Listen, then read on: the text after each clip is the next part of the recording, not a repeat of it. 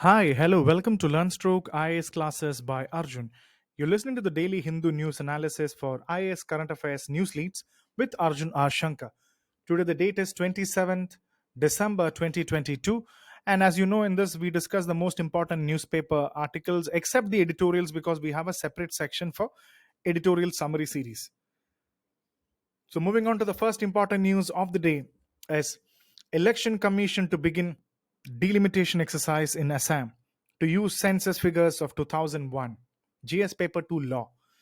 So this is basically talking about you need to know that what do you mean by delimitation? What is the process of delimitation? We have to understand from GS paper 2 polity and law perspective. And it is said that the election commission said it would begin the delimitation exercise of assembly and Lok Sabha constituencies in Assam. So the census figures of 2001 would be used for the delimitation process. So you should know what is delimitation, and it would actually be a delimitation of the assembly and Lok Sabha constituency. 2001 census figures will be used, and the term of the current Assam Legislative Assembly will end on 2026. Currently, the state has 14 Lok Sabha and 126 Assembly and 7 Rajya Sabha seat. So this is very important to know. What do you mean by delimitation? So basically, understand delimitation in the Indian context is understand that it is defined. Delimitation is defined as the act. It is an act or process of fixing limits or boundaries of territorial constituencies in a country or a province having a legislative body. So, in very simple context, understand that delimitation is the process of redrawing boundaries of Lok Sabha and state assembly seats to represent changes in the population. Simply understand that there is a constituency, there is an area. So, what is who decides that this is a constituency and this is a Lok Sabha constituency and this is an assembly constituency? This is based on the population. So, such a process of redrawing the boundaries of Lok Sabha and state assembly is called as delimitation. So all the people who do not know delimitation, it's basically simply earmarking that so this area is this constituency, this area is this constituency. You delimit it. So it is a redrawing of boundaries, and it should be noted that the as mandated. The delimitation process will be carried out as Section 8 of the Representation of Peoples Act 1950. So you should know what do you mean by Representation of Act 1950, the RPA, and as mandated under Article 170 of the Constitution of India, census figures of 2001 shall be used for readjustment of parliamentary and assembly constituency. So how do you get the data on population? You use the census. So Article 170 of the Constitution is to be noted, and reservation of seats for SC/ST will be provided as per Article 330 and 332 of the Indian Constitution. So the last delimitation of constituencies in Assam was done based on the census figures of 1971. So in 1976, they used the census figure of 1971. So now they are using the 2001 census figure. So know what you mean by delimitation. Yes, 170 of the Constitution, census figures shall be used for readjustment. And delimitation is the act of fixing limits or boundaries of a territorial constituency in a country, and it is the process of redrawing boundaries of Lok Sabha and state assembly seats. Moving on, GS paper 2 polity. Next one is Kerala governor explores option of sending university bill to the president. So recently, you know that there has been a continuous contention between the Kerala governor and the existing ruling party of Kerala, the ruling government. So the ruling government versus governor, this is not a new issue. So Kerala has been drawing attention regarding the governor versus the chief minister or the government fight. So you should know that the Kerala government's pressing demand of Kerala is being continuously asking the Kerala governor to be removed. The political post of governor, the objective is to remove the governor as a chancellor of state universities. So that is something that we have to know in this regard. The Governor Arif Mohammed Khan asked the Raj Bhavan Standing Council to explore the options of sending the university's law amendment bill, which seeks to negate the role of governor as chancellor, to the president. So you know that they are trying to put down the duty and role of the governor as becoming the chancellor of the state universities, because the Khan has seemed to have applied the dictum that no one should be a judge in their own cause, nemo judex in causa sua, which means no one should be a judge in their own cause. and Mr. Khan had applied the same maxim by withholding assent to the Kerala Lokayukta bill. So that is the problem here. Mr. Khan has actually applied, has not signed the bill passed by the assembly, and not signed into law by the governor. The governor hasn't signed the law, which is basically seeking, the Kerala Lokayukta amendment is seeking, putting the chief minister as an appellate authority if the Lokayukta, the anti-corruption watchdog, declares corrupt ministers unworthy of high office. So if there is a corrupt minister, the the appellate authority of the that definitely will be the chief minister. So Kerala governor hasn't signed this Kerala Lokayukta amendment bill. So the governor refusal to assent the bill remains one of the several points between the governor and the government. So the governor recently saw a conflict of interest in the legislation of the Kerala Lokayukta Act, where the chief minister is the appellate authority. And so please know about the governor versus government issue. What is the role of the governor? And we have to know this idea from GS paper 2, polity governance. Know what is the role of the governor, and what is the issue in Kerala. Next is center, GS paper 2, again law. Center yet to make its stand clear on Ramsetu petition. So you should know what is the Ramsetu, because according to history, 18,000 years before, it is said that the 18,000 years ago it was constructed, and the bridge was about 56 kilometers long.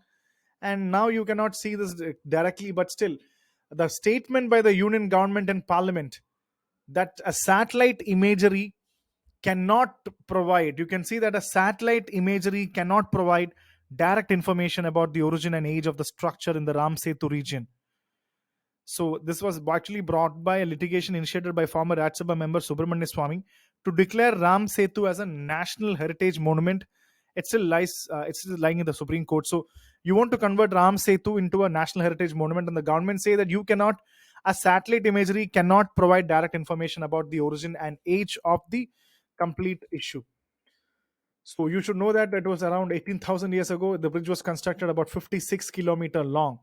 Yes, to some extent, through space technology, we have been able to discover pieces of that island and some kind of limestone shoals, which of course can be accurately said to be remains of that Ramsetu bridge. And it is very difficult to actually pinpoint the exact structure and that existed there, but there is some kind of an indication, direct or indirect, that those structures have existed. So know about this Ramsetu and the legal angle regarding that. Next is regarding the parliamentary panel pulls up government to failure, create tourism council. So the parliamentary panel is actually pulling up the government failure to create a tourism council. Just like we have the GST council giving recommendation, we need to have a tourism council. GS paper 2 law and the government. I'll give you a essay question here. Vision without action is a daydream, and action without a vision is nightmare. So you can actually take it as an essay question for GS paper, the essay paper. Vision without action is a daydream, and action without vision is a nightmare. So you should understand that merely creating a national tourism policy is not enough for the development of tourism sector, because the Parliament Standing Committee has said that you need to create a creation of a national tourism council on the lines of GST council to directly make recommendation to the union and the state governments. So that is what is said, the tourism ministry regarding its earlier recommendation of creating a tourism. And they have also asked the creation of and the Parliament Standing Committee has asked to make tourism ministry as including the tourism ministry on the concurrent list. So inclusion of tourism on the concurrent list will help in simplifying the issue of the pandemic hit Indian tourism sector, since tourism is a multi-sectoral activity. And no, some 20 states in India are yet to accord industry status to hospitality projects. And as of now, only 8 states, Maharashtra, Gujarat, Madhya Pradesh, Kerala, Karnataka, Punjab, Rajasthan, and Uttarakhand, have accorded industry status to hospitality projects in the region. So having tourism on the concurrent list is also a very good thing to develop tourism, and we need to create what is called as a tourism council. So please do know about this. And moving on to the next is 18 states yet to receive 4,700 crores in the Nariga wages. This is something that we have already discussed, GS paper 2 government scheme, because it has been since a year that West Bengal government has stopped receiving uh, the MNREGA's fund from the center over alleged widespread violations by the state governments in its implementation. So, since state government is not implementing it properly, the West Bengal government has not received the MNREGA fund. And just 3 months to go to the financial year, the latest figure shows that the centers, due to many other states, are significantly very high. And the center actually, on as of December 14, owes around 4,700 crores in wages to 18 states and 5,450 crores in material cost. So just imagine 4,000 crores as wages and over 5,000 crores as material cost. So making it almost 10,000 crores as the funding. So many high states have high dues. For example, Uttar Pradesh, Bihar, Jharkhand, and the Manrega Act says the funds have to be paid within 15 days, and the payment delay is creating the affecting the supply chain. So because of the prolonged days in payments, the vendors are reluctant to supply new materials. So that is something very alarming, because when you talk about the Nariga funding, the lack of funding, the center not releasing the fund is also a very serious issue. Moving on to the international news is Armenia leader questions the role of Russia peacekeepers in Karabakh. So GS paper 1, World Geography and International Relations. So you need to know where is Armenia located, and you can see that the leader of Armenia questioned the role of Russian peacekeepers in the Nagorno-Karabakh. Since mid-December, Azerbaijani activists have been blocking the Lachin corridor. So where is the Lachin corridor? The only land link between Armenia and Karabakh. So what is called as the Lachin corridor in Armenia and Karabakh, and where is Karabakh? So you should know Karabakh is a geographical region in present-day southwestern Azerbaijan and eastern Armenia, extending the highlands of Lesser Caucasus down to the lowlands between rivers Kura and Aras. So you should know that the Karabakh is actually between the Azerbaijan and eastern Armenia. So know where is Armenia located. So you can see on the map that on Iran is something that you know. When you go up with Iran, on the left hand side you have the Iraq, and close to Iraq there is border between Syria and Turkey Syria issue. There is a big time issue going on between the Turkey and Syria, especially on the borders of the PKK, the Kurdistan region. And you can see that where is Kazakhstan and where is Russia.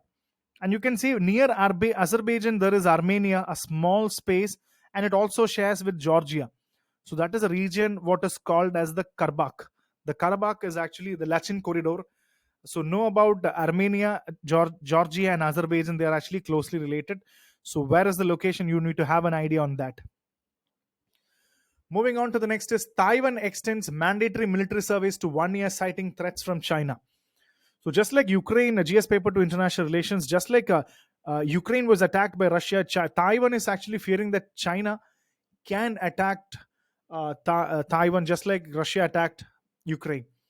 So that is why Taiwan announced an extension in mandatory military service from 4 months to 1 year.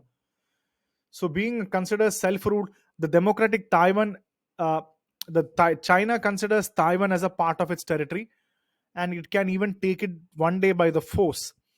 So President Xi's China has intensified in recent years, and the Russia invasion, the Ukraine invasion of Russia can be an inspiration. So a mandatory service used to be very unpopular in Taiwan. Once very brutal military dictators has has created the problems, and but the government doesn't have a choice. Now they have increased the mandatory military service to 1 year. So know about the China-Taiwan crisis also.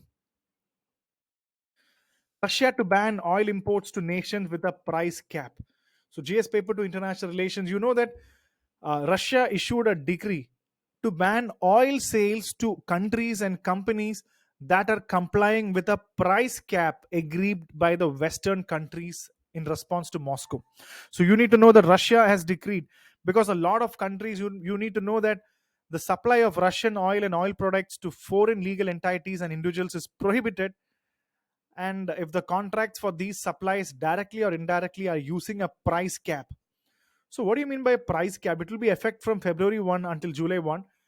the price ceiling of say rupees 60, that means sorry, $60 per barrel, agreed by the European Union, G7 and Australia, came into force in early December and is planning to restrict Russia's revenue while making sure Moscow keeps supplying the global market. So they have put a cap, that means price ceiling of $60 per barrel. So this is introduced alongside the European Union, which has actually created an embargo on seaborne deliveries by Russian crude oil. So that is the reason why. So Russia said whoever is actually putting a cap, Russia said that we are banning these oil supply to those countries if you put a cap. Next is GS Paper 3 Economy. Bank balance sheets see double digit growth in financial year 22 after 7-year long gap. So, fueled by a robust credit demand, you can see that the consolidated bank sheets of scheduled commercial banks registered double digit growth in financial year 22 after 7 years, which has led to a credit growth. So, commercial banks may have to raise deposit rates to meet a surge in credit demand. The RBI has raised the rates aggressively this year to contain inflation. So RBI has continuously raised the rates. So you know that when the inflation happens, RBI is raising the rates, and the balance sheet is seeing a double digit growth after 7 years. So there's a growth of credits. Bank is actually seeing a credit growth. Moving on, next is regarding the merchandise exports may shrink 2.3% this year, since CARE ratings. So what do you mean by CARE ratings? So the CARE ratings is actually actually been doing one of the leading credit rating agencies in India. So accordingly, they have said that the Indian merchandise exports have grown 11.1% through the first 8 months of the year. So the merchandise export has been increasing, and you can see that the sectors with high export intensity will be specifically hit by the ensuring slowdown of the world. And you can see gems and jewelry, ceramic, glassware, leather, and drugs and pharma, engineering, electrical goods, textiles are the most intensive sectors in manufacturing. And so some of these export intensive sectors like textiles and garments, gems, jewelry are highly labor intensive. So a slowdown in these sectors will have implication on the overall employment scenario in the country. So you can see that the merchandise exports, you can see that the merchandise has actually the global growth and cooling demand are likely to shrink the India's good export by 2% in 2023. So please do know about the merchandise export in this regard. And moving on, significant government control under data protection to hit data investment centers, GS Paper 3 Economy. You know that the significant controls and exemptions to the government under the Digital Personal Bill is likely to make harder for companies to invest in data centers and data processing. So it's very difficult for the companies to invest in data processing and data centers, because when the bill will come, many of the controls and exceptions to the government will actually make the government more powerful. So that is the reason why many of the companies say that it's going to be difficult to invest in data centers and data processing, because excessive controls and exemptions by government will come in. So I think these are some of the important news leads of the day. Please do subscribe the channel LearnStroke IAS classes by Arjun, and please do listen to the other classes.